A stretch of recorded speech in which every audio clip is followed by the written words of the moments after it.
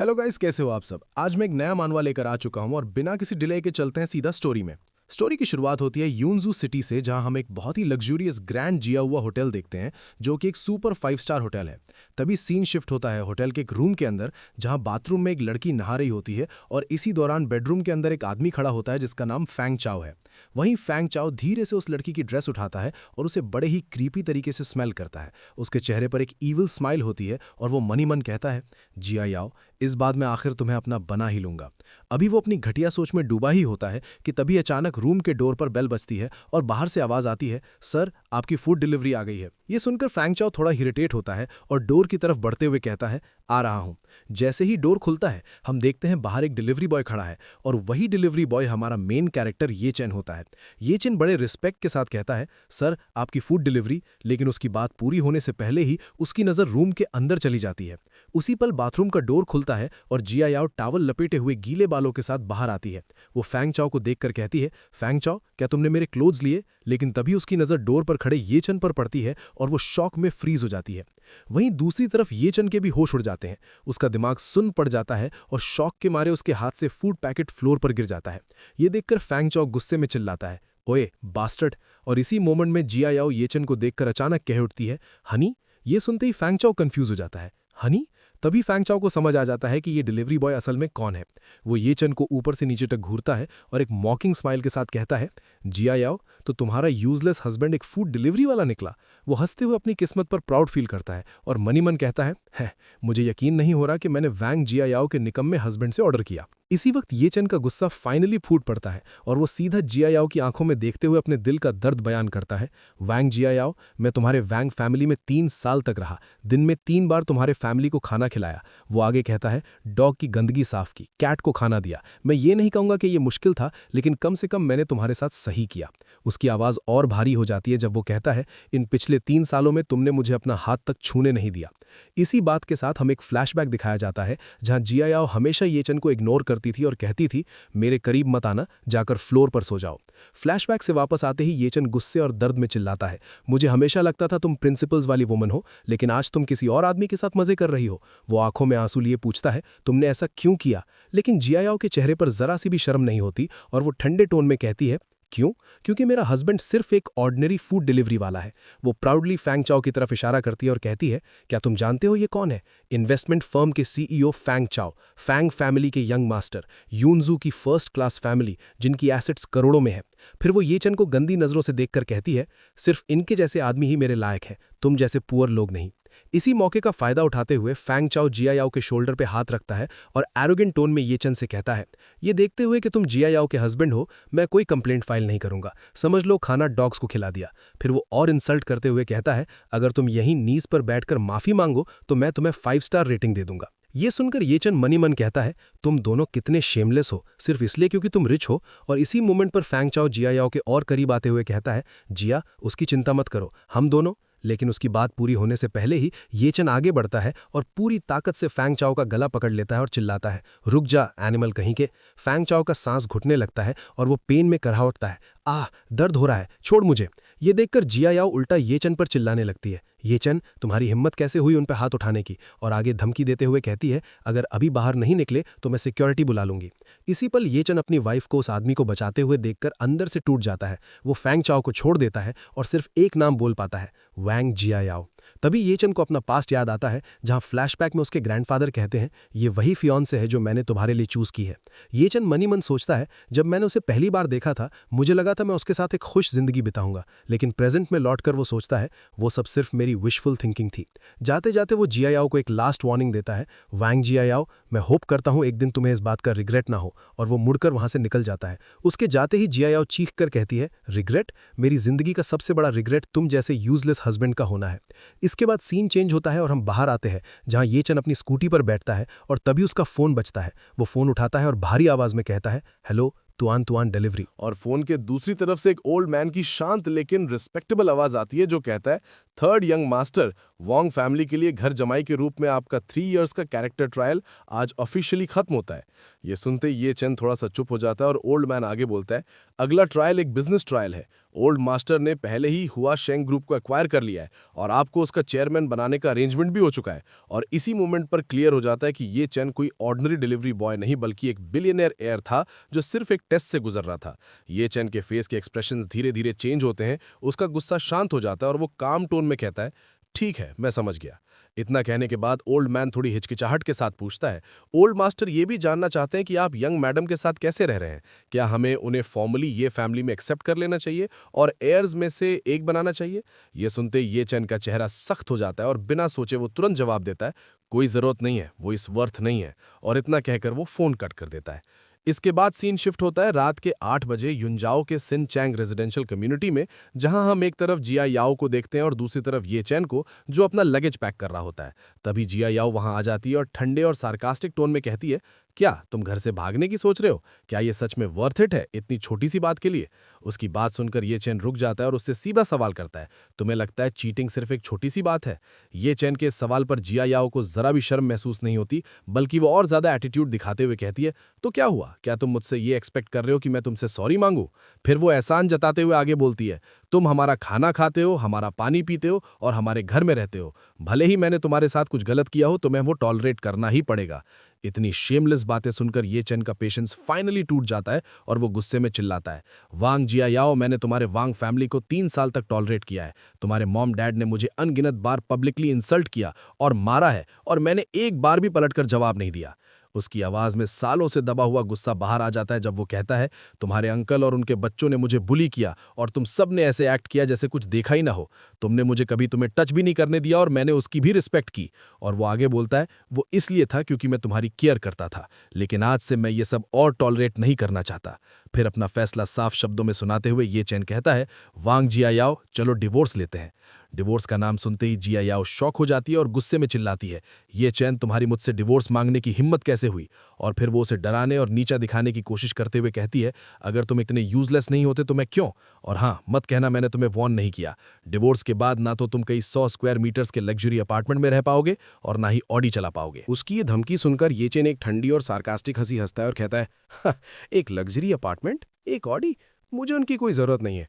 ये चेन का ये काम और इनडिफरेंट एटीट्यूड देखकर जिया राव की ईगो बुरी तरह हर्ट हो जाती है और वो चिढ़ते हुए बोलती है, मेरे वैंग फैमिली कम से कम युनजो में एक नियर फर्स्ट क्लास फैमिली है जिनकी एसेट्स बिलियंस में है। तुम्हारे जैसे पुअर लड़के का मेरे हस्बैंड होना ही पूरी तरह अनवर्दी है।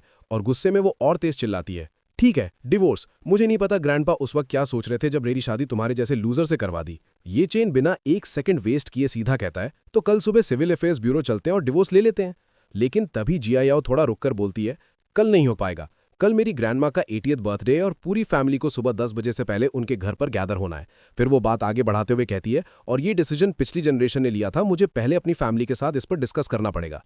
ये सुनकर ये चिन सिर्फ इतना कहता है, तो जितनी जल्दी हो सके अपनी फैमिली को एक्सप्लेन कर देना, मैं तुम्हारे कॉल का वेट करूंगा। ये कहकर वो अपना बैग उठाता है और बिना पीछे देखे निकलने लगता है। पीछे से जिया याओ पागलों की तरह चिल्लाती है, बैस्टर्ड, लूजर, तुम मुझे डिवोर्स देकर पक्का रिग्रेट करोगे। बस कुछ ही दिनों में तुम रिंगते हुए वापस आओगे और मुझसे भीख मांगोगे। लेकिन ये चेन उसकी बातों को कंप्लीटली इग्नोर करके घर से बाहर निकल जाता है, जहां तेज बारिश हो रही होती है। वो बारिश में खड़ा होता है कि तभी उसका फोन बजता है। वो कॉल उठाता और कहता है, हेलो। और दूसरी तरफ से वही ओल्ड मैन बोलता है, यंग मास्टर, कार कॉर्नर के पास आपका वेट कर रही है। ये सुनते ही ये चेन मुड़कर देखता और वहां एक नहीं बल्कि ब्लैक रोल्स रॉयस का पूरा कॉन्वॉय खड़ा होता है। हर गाड़ी के पास ब्लैक सूट में बॉडीगार्ड्स खड़े होते हैं, जो ये चेन को देखते ही एक साथ झुककर जोर से बोलते हैं, यंग मास्टर। बारिश और तेज हो जाती है तो एक बॉडीगार्ड आगे बढ़कर अम्ब्रेला ऑफर करता है, यंग मास्टर, अम्ब्रेला। लेकिन ये चेन उसे मना कर देता है और कहता है, कोई जरूरत नहीं, रेन मेरा माइंड क्लियर करने में मदद करती है। तभी दूसरा बॉडीगार्ड आगे बढ़कर ये चेन के शोल्डर्स पर एक महंगा कोट डाल देता है और जैसे ही वो कोट पहनता है उसका पूरा ऑरा बदल जाता है। फिर वो हैवी वॉइस में सिर्फ एक ऑर्डर देता है, चलो। और जैसे ही कॉन्वॉय मूव करता है, आसपास खड़े लोग ये सीन देखकर शॉक हो जाते हैं। क्राउड में से आवाजें आती हैं, वाओ, रोल्स रॉयस। और कोई और चिल्लाता है, ये सब रोल्स रॉयस हैं, ये क्या हो रहा है?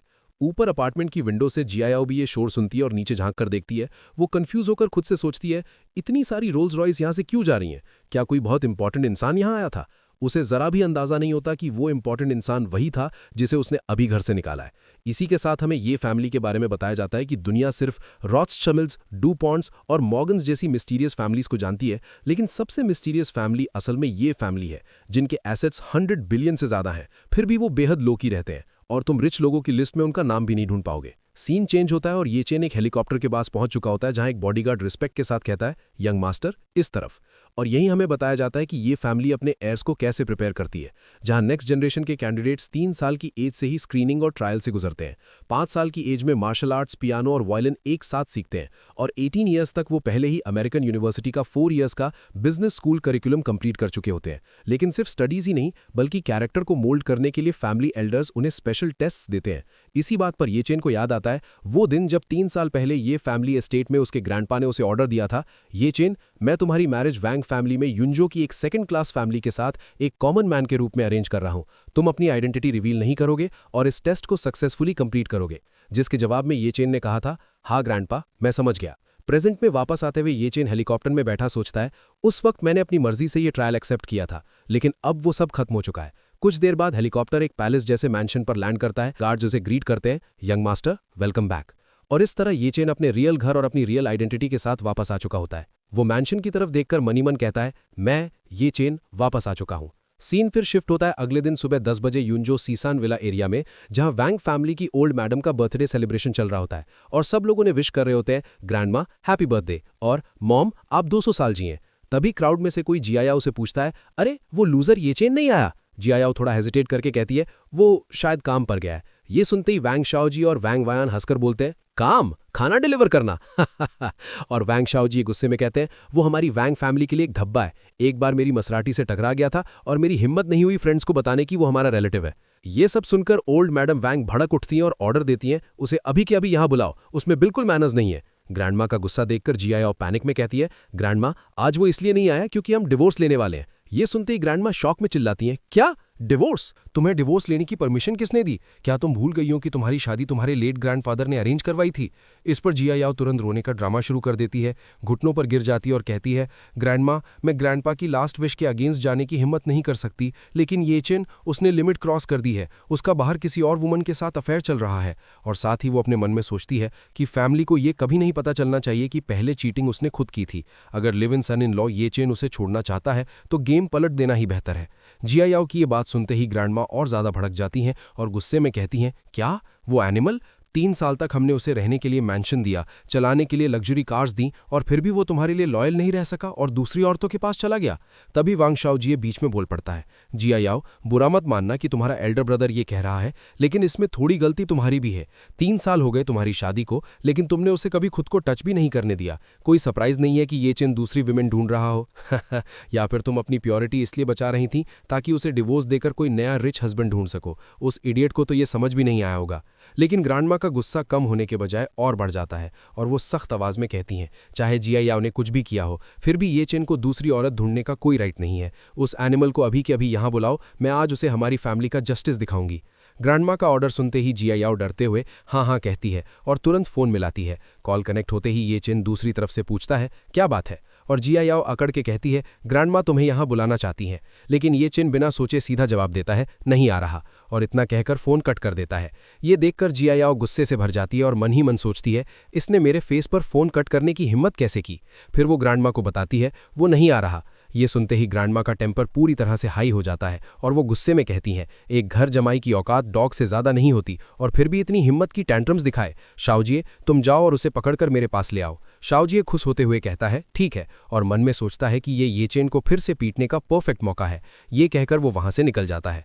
शाओजिए के जाने के बाद ग्रैंडमा सब लोगों को एड्रेस करती हैं और कहती हैं, मैंने आज सबको जल्दी इसलिए बुलाया है क्योंकि कल ही हुआ शिंग ग्रुप में एक नया चेयरमैन आया है। किसी को नहीं पता वो कौन है और कहां से आया है। फिर वो समझाती हैं, अभी हम 70 मिलियन की एक फाइनेंसिंग डील नेगोशिएट कर रहे हैं, लेकिन कॉन्ट्रैक्ट अभी तक साइन नहीं हुआ है। तुम सब जानते हो कि हमारी डिंगचिंग रियल एस्टेट हमेशा हुआ शिंग ग्रुप के साथ कोलैबोरेट करती आई है, इसलिए हुआ शिंग ग्रुप के नए चेयरमैन के साथ अच्छे रिलेशंस बनाना हमारी वांग फैमिली के फ्यूचर के लिए सबसे इंपॉर्टेंट है। वहीं दूसरी तरफ सीन शिफ्ट होता है जहां हम ये चेन को देखते हैं और उसका बॉडीगार्ड थोड़ा कंफ्यूज्ड होकर पूछता है, यंग मास्टर आप अभी भी कुरियर के कपड़े क्यों पहने हुए हैं? इस पर ये चेन शांत टोन में जवाब देता है, आज कुरियर के तौर पर मेरे कॉन्ट्रैक्ट का लास्ट डे है, मैंने जो शुरू किया था उसे खत्म करना चाहता हूं। और मन ही मन सोचता है कि अभी अपनी आइडेंटिटी बताने का वक्त नहीं आया, दुश्मन को खुले में देखना ज्यादा ईजी होता है जब मैं अंधेरे में रहूं।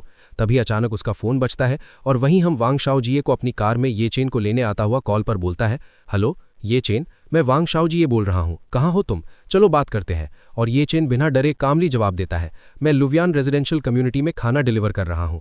वांग शाओजी ये ठंडी हंसी के साथ कहता है, ओ मैं बस अभी वहाँ आ रहा हूँ, मेरा वेट करना। और कुछ ही देर बाद शाओजी अपनी कार को फुल स्पीड में लाता है, ये चन के पास आकर जोर से ब्रेक्स मारता है, फिर कार का ग्लास नीचे करके एटीट्यूड के साथ कहता है, गाड़ी में बैठो, ग्रैंडमा तुमसे मिलना चाहती हैं। ये सुनते ही ये चन बिना रुके सीधा जवाब देता है, भले ही तुम्हारी ग्रैंडमा वांग जिया याओ के लिए बैक करें, कोई फायदा नहीं है, मैं ये डिवोर्स लेकर ही रहूंगा। ये चन की बात सुनते ही शाओजी भड़क उठता है और गुस्से में चिल्लाता है, क्या तुम पागल हो गए हो, मेरी ग्रैंडमा तुमसे बैक करेंगी, वो तुम्हें फैमिली जस्टिस देना चाहती हैं। इस पर ये चन कामली पूछता है, फैमिली जस्टिस किस बेसिस पर? यह सवाल सुनते ही शाओजी और भड़क जाता है और उंगली उठाकर ब्लेम लगाता है, किस बेसिस पर? तुमने बाहर एक फकिंग वुमन ढूंढी है, चाहे जो भी हो, वांग जिया याओ अभी भी वांग फैमिली की मेंबर है, तुमने वांग फैमिली के साथ गलत किया है, इसलिए तुम मरने के लायक हो।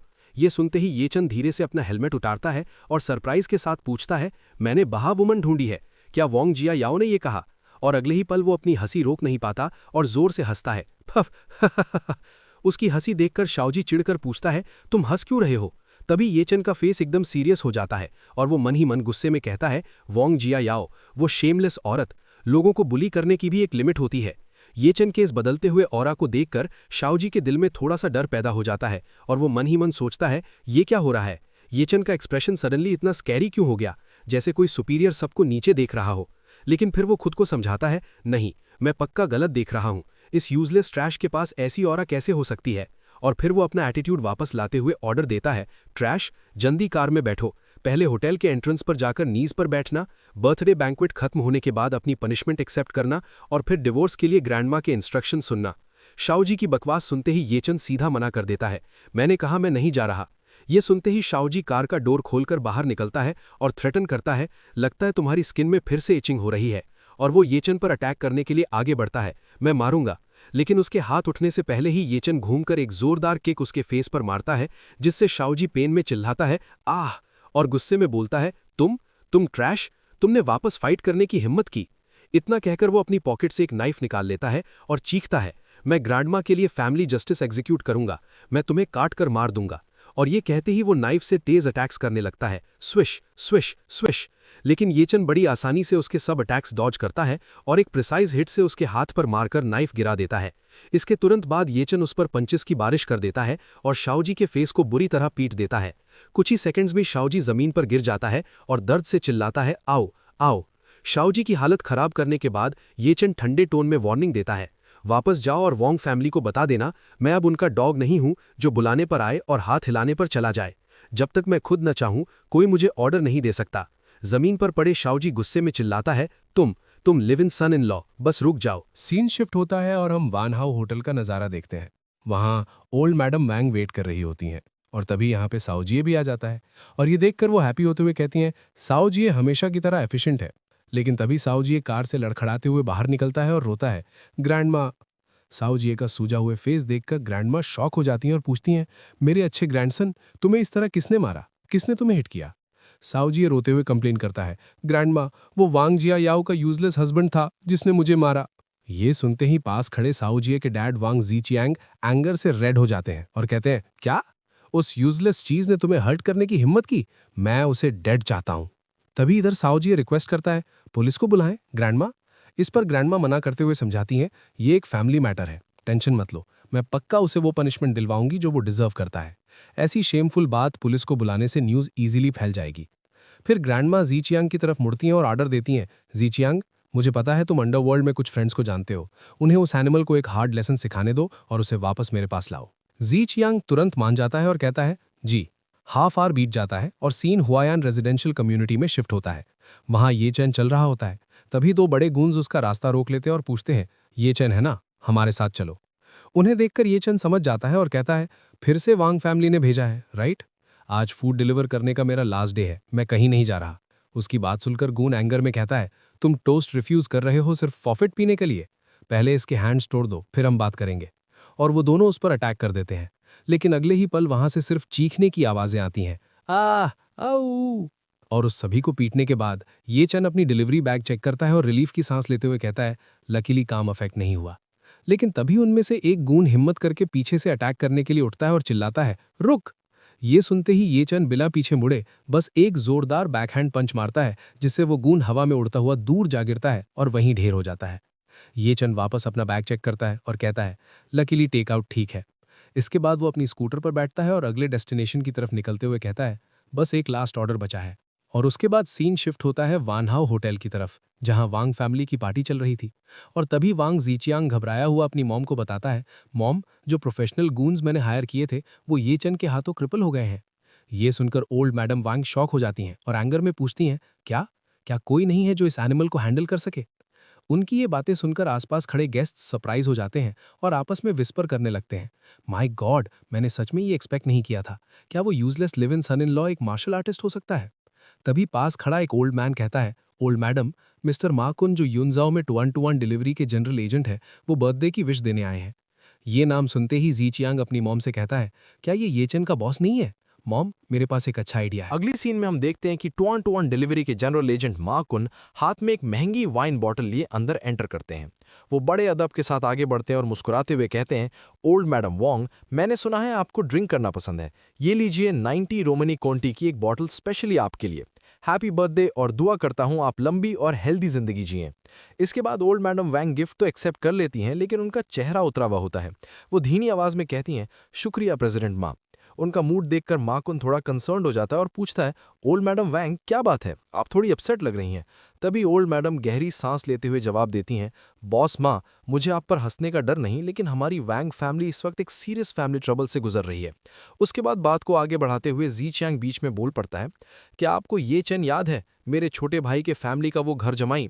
ये सुनकर माकुन थोड़ा हैरान हो जाता है और तुरंत पूछता है, आप कह रहे हो कि उस घर जमाई ने सिर्फ चीट ही नहीं किया बल्कि आपके यंग मास्टर को जख्मी भी कर दिया? इसके बाद माकुन मन ही मन सोचता है, उस घर जमाई की इतनी हिम्मत कैसे हुई वैंग फैमिली को प्रवोक करने की। फिर वो अफसोस भरे टोन में कहता है, अफसोस की बात है युनजो में मेरे ज्यादा कनेक्शंस नहीं है, वरना मैं खुद उस एहसान फरामोश बेकार इंसान को सबक सिखाता। ये सुनते ही जीचैंग जल्दी से कहता है, नहीं नहीं बॉस माँ, आप बहुत हम्बल हैं, आप इस मामले में एक्चुअली मदद कर सकते हैं। फिर वो थोड़ा आगे झुककर कहता है, वो कमीना आपका एम्प्लॉय है, 2-on-2 डिलीवरी में काम करता है। ये सुनकर माकुन पूरी तरह शॉक हो जाता है, क्या ये चेन 2-on-2 डिलीवरी का एम्प्लॉय है? सच्चाई कंफर्म होते ही उसके चेहरे पर एक कॉन्फिडेंट स्माइल आ जाती है और वो कहता है, प्रेसिडेंट वैंग, ये मामला अब मुझ पर छोड़ दीजिए। इसके बाद माकुन तुरंत अपना फोन निकालता है और कॉल लगाता है, हेलो लिटिल चाय, चेक करो ये चेन की एम्प्लॉय आईडी और उसकी करंट लोकेशन। फिर शातिर मुस्कान के साथ ऑर्डर देता है, गुड, उसे तुरंत एक ऑर्डर असाइन करो, लोकेशन वानहाउ ग्रैंड होटल। 15 मिनट बाद हम ये चन को होटल के बाहर पहुंचते हुए देखते हैं। वो फोन पर कहता है, मिस्टर मा, आपका फूड डिलीवरी आ चुका है, मैं वानहाउ होटल के एंट्रेंस पर हूं। दूसरी तरफ से माकुन ठंडे टोन में कहता है, अंदर लेकर आओ। ये चन होटल को देखकर थोड़ा सस्पिशियस हो जाता है और मन ही मन सोचता है, वानहाउ ग्रैंड होटल युनजो का बेस्ट बर्थडे बैंक्वेट होटल है, वांग जिया याओ की पूरी फैमिली यहीं होगी। फिर वो फोन पर पोलाइटली कहता है, होटल पॉलिसी के अकॉर्डिंग डिलीवरी ड्राइवर्स को अंदर अलाउ नहीं होता, प्लीज आप बाहर आकर ले लीजिए। इधर अंदर खड़ा माकुन जो ओल्ड मैडम के साथ होता है, फोन पर कहता है, ठीक है, एंट्रेंस पर वेट करो, और फोन काट देता है। तभी बाहर खड़ा ये चन अचानक कई फुटस्टेप्स की आवाज सुनता है और समझ जाता है, डैम इट, ये एक ट्रैप है। और तभी माकुन ओल्ड मैडम वैंग और पूरी वैंग फैमिली के साथ बाहर आता है और रिस्पेक्टफुली ओल्ड मैडम को रास्ता दिखाते हुए कहता है, ओल्ड मैडम वैंग इस तरफ। फिर माकुन सीधा ये चन के सामने आकर अकड़ के साथ ऑर्डर देता है, अपनी यूनिफॉर्म और वर्क बैच उतारो, अभी के अभी। कंफ्यूज्ड ये चन पूछता है, तुम्हारा क्या मतलब है? उसके कंफ्यूजन का मजाक उड़ाते हुए शाओजी जोर से हंसता है और कहता है, इडियट, क्या तुम जानते हो ये कौन है? ये तुम्हारे टॉप बॉस हैं, माकुन, 2-on-2 डिलीवरी के जनरल एजेंट। तभी माकुन धमकी भरे टोन में कहता है, अगर तुम्हें यकीन नहीं तो मैं मैनेजर कई से कॉल करवा देता हूँ। इसी वक्त येचन का फोन बजता है और कॉल उठाते ही दूसरी तरफ से मैनेजर चिल्लाता है, येचन, तुमने प्रेसिडेंट मा को कैसे ऑफेंड कर दिया? तुम ऑलरेडी फायर हो चुके हो। मैनेजर की बात सुनकर येचन का गुस्सा और डिसअपॉइंटमेंट दोनों साथ फूट पड़ते हैं और वो मन ही मन सोचता है, मैं अपना डिलीवरी करियर पीसफुली खत्म करना चाहता था, लेकिन इस बास्टर्ड ने सब बर्बाद कर दिया। तभी माकुन चीखता है, जल्दी करो, कपड़े उतारो, तुम फायर्ड हो, और प्रेशर बनाते हुए जोर से बोलता है, स्ट्रिप, सब उतार दो। गुस्से में येचन अपनी जैकेट उतार देता है। ये देखकर शाओजी ये वीडियो रिकॉर्ड करते हुए जोर जोर से हंसता है और कहता है, हा हा हा, बिल्कुल कुत्ते जैसा लग रहा है। उसके बाद जिचियांग भी आगे आता है और ताना मारता है, बेकार चीज, अब कहाँ गई तुम्हारी एरोगेंस? मेरे बेटे को मारने की हिम्मत की थी ना? येचन उन सबको इग्नोर करते हुए कामली कहता है, बॉस माँ, सुना है इस साल आपका तुआन डिलीवरी के साथ एजेंसी कॉन्ट्रैक्ट एक्सपायर हो रहा है। ये सुनकर माकुन शौक और गुस्से दोनों में आ जाता है। मन ही मन सोचता है इसे कैसे पता, लेकिन ऊपर से एटीट्यूड दिखाते हुए कहता है इससे तुम्हारा क्या लेना देना। और फिर ये चेन डिक्लेयर करता है रिन्यूअल डिस्कस करने के लिए कैपिटल जाने की जरूरत नहीं है, तुम अब एजेंट नहीं रहोगे। ये सुनते ही माकुन भड़क उठता है और चिल्लाकर कहता है तुम समझते क्या हो खुद को? तुम कहते हो मैं एजेंट नहीं बन सकता तो मैं एजेंट नहीं बन सकता। क्या तुम जानते हो तुआन तुआन डिलीवरी के सीईओ के साथ मेरे रिलेशंस कितने टाइट हैं? तभी वहां बैठी ओल्ड मैडम वैंग बीच में इंटरफेयर देती हैं और एंगर से चीखती हैं ये चैन एनिमल नीज पर बैठो। वो सबके सामने अनाउंस करती हैं आज सभी गेस्ट्स के सामने मैं तुम पर फैमिली जस्टिस एग्जीक्यूट करूंगी।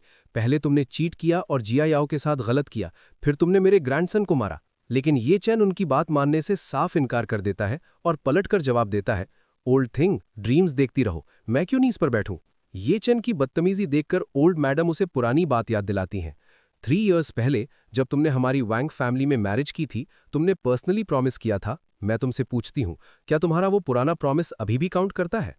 एक बार तुमने वैंग फैमिली के लिए कुछ हार्मफुल किया तो तुम मेरी वैंग फैमिली का जस्टिस एक्सेप्ट करोगे। इस पर ये चेन बिना डरे चेस्ट चौड़ा करके कहता है जो मैं ये चेन कहता हूं वो नेचुरली काउंट करता है। उसकी ये बात सुनते ही ओल्ड मैडम तुरंत ऑर्डर देती हैं अच्छा मेरी वैंग फैमिली का जायंट ड्रैगन रूलर लेकर आओ। जिस पर जी चियांग तुरंत कहता है जी। अगले ही पल एक चमचमाता हुआ गोल्ड का ड्रैगन रूलर लाया जाता है। इस स्कैरी वेपन को देखकर बताया जाता है कि इस चीज से फेस पर मार खाने से कम 3 डेज तक पेन होता है। कुछ और हिट्स और फेस सड़ जाएगा। रूल। ओल्ड मैडम एंगर में जी चियांग को ऑर्डर देती हैं मेरे लिए इसे 20 टाइम्स मारो। और जी चियांग रूलर हाथ में लेते हुए कहता है जी। तभी जिया याओ के डैड वैंग जीवान आगे आते हैं और कहते हैं मॉम ये मेरी गलती थी कि मैं अपने सन इन लॉ को ढंग से डिसिप्लिन नहीं कर पाया, मुझे पर्सनली इसे लेसन सिखाने दीजिए। लेकिन उसी वक्त जिया याओ आती है और अपने डैड के हाथ से वो रूलर छीन लेती है और कहती है मुझे करने दीजिए, वो मेरा हस्बैंड है, मुझे उसे मारने दीजिए। और गाइज इस मनुहा के चैप्टर्स अभी तक इतना ही आया था और ये मनुहा कैसा है कमेंट करना और बताना और तब तक के लिए बाय बाय।